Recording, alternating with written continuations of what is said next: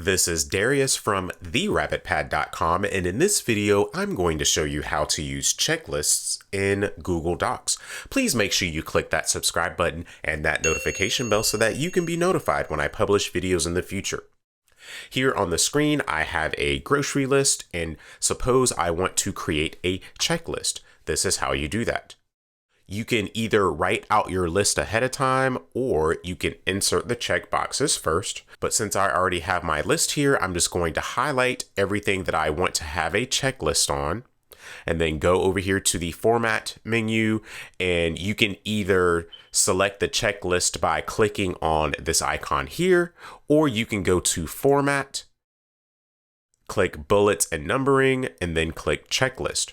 Regardless of which method you use, you will have these two options. You can create a checklist where when you check something off, the text next to it gets strike through, or you can create a list where when you check something off, the text next to it remains unchanged.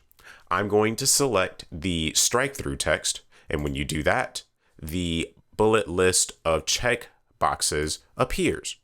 Then as you check off items on the list, the text itself is checked off. Additionally, you can set up the check boxes before you write text by either going to the icon or going to the format pull down menu and selecting checklist. And then once you select checklist, you can type whatever you want. I'm going to type berries and then milk. And then as you press enter, new check boxes will appear.